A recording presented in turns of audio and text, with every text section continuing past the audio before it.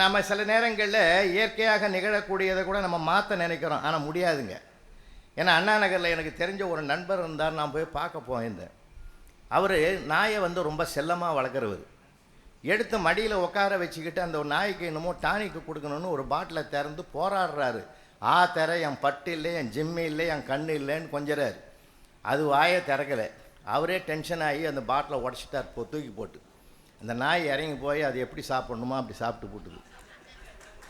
நான் என்ன கேட்குறேன், நீ இயற்கையாக அதை போய் மாற்ற முடியுமா? அது இயல்பு, அதனுடைய இயல்பு குணங்களை மாற்ற முடியாது. ஆனால் தசரதனுடைய ஆட்சி காலத்தில் இயல்புக்கு மாறானவை கூட தசரதனுடைய வாழ்க்கை அந்த அறநெறியை பின்பற்றி ஒரு நிலைப்பட்டது என்று கம்பன் மிக உயரிய இடத்தில் கொண்டு போய் தசரதனுடைய பண்பு நலன்களை வைக்கிறான். வெள்ளமும் பறவையும் விலங்கும் வேசையர் உள்ளமும், இந்த 4 உதாரணத்தை எடுத்துக்கிறார் கம்பர்.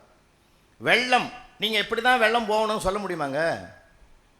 அது அமெரிக்காவாக இருந்தான்னா, யூகேவாக இருந்தானா, எங்கே இருந்தான்னா, எந்த இடத்திலுமே வெள்ளம் அது எங்கே ஓடுமோ அங்கே தான் ஓடும்.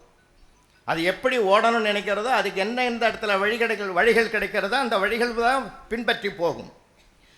அதனால தான் வெள்ளமும், ஓடுகிற வெள்ளம், பறக்கின்ற பறவை. நீ இந்த பக்கம்தான் பறக்கணும்னு எந்த பறவைக்காவது நம்ம கட்டளையிட முடியுமா?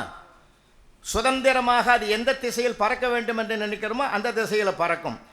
ஓடுகின்ற வெள்ளம், பறக்கின்ற பறவை, திரிகின்ற விலங்குகள். விலங்குகள் இந்த இடத்துல தான் ஏரியாவில் இந்த இடத்துல வரக்கூடாதுன்றதெல்லாம் கட்டளையே கிடையாது. விலங்குகள்.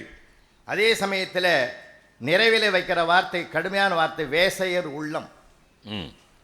அவங்களுடைய உள்ளம் ஒருநிலைப்படாது. விரும்பியவர்களுக்கு விருப்பத்தை நிறைவேற்றுகிறவர்களாக இருக்கிற காரணத்தினால்தான் அந்த உள்ளமும் கூட தடுத்து நிறுத்த முடியாது. அப்படிப்பட்ட ஒரு நிலையை ஓடுகின்ற வெள்ளம், பறக்கின்ற பறவை, திரிகின்ற விலங்கு, ஒருநிலைப்படாத வேசியர் உள்ளம், இவைகளெல்லாம் கூட ஒழுக்க நெறியை உபதேசித்து கற்றது மட்டுமல்ல, அது ஞானத்தோடு பெற்றது மட்டுமல்ல, மக்களிடத்தில் செயல்படுத்துகிற ஒரு மாபெரும் ஒப்பற்ற தலைவனாக தசரதன் திகழ்வதனால் இந்த பண்புக்குரிய அரசன் பாதையை நாமும் பின்பற்ற வேண்டும் என்று இயல்புக்கு மாறுபட்ட இந்த 4 கூட இயல்பாக ஒரு நெறிப்பட்டு பின்தொடர்ந்தது என்று கம்பன் எழுதியிருக்கிற பாடல் தசரத சக்கரவர்த்தியினுடைய மிகப்பெரிய பண்பு நலன்களை வெளிப்படுத்துவதாக நான் பெருமைப்படுகிறேன்.